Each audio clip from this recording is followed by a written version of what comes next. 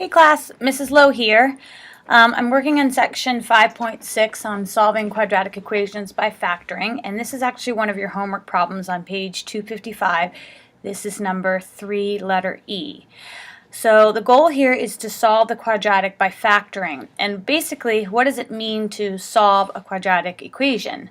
Well, if you were to graph a quadratic equation, it would look like kind of like a U, also known as a parabola, and it can have up to two solutions. The solutions are actually the x-intercepts, and that is where your y value is 0. So hence, instead of a y here, you have a 0, because your goal here is to find the zeros, or the x-intercepts, which also means to solve a quadratic equation.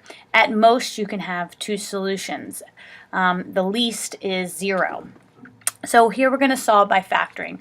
So our first step is to set the quadratic equal to 0 and make sure it's in standard form, which it is.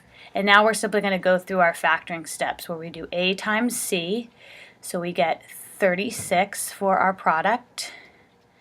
And b is negative 12. So we got to come up with those two numbers that multiply together, give you negative 36, and add, give you negative 12. And that's negative 6 and negative 6.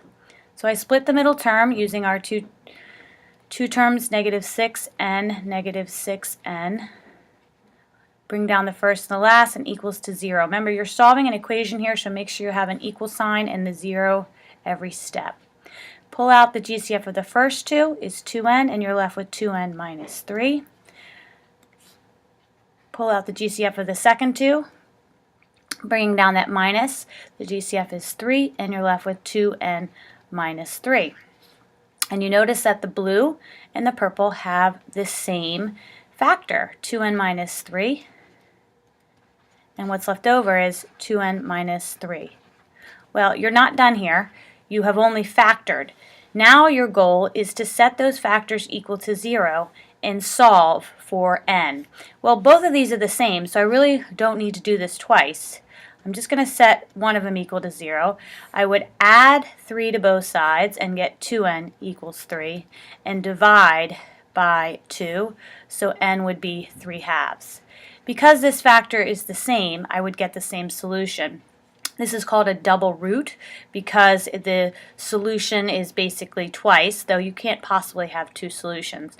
So if you were to graph this, it would cross at 1.5, so we'll just say that this is what the quadratic looks like. Its vertex is actually on the x-axis, and its only solution is 1.5. So that's solving a quadratic using factoring. I'll do one more homework problem in the next video. Hope that helped. Thanks.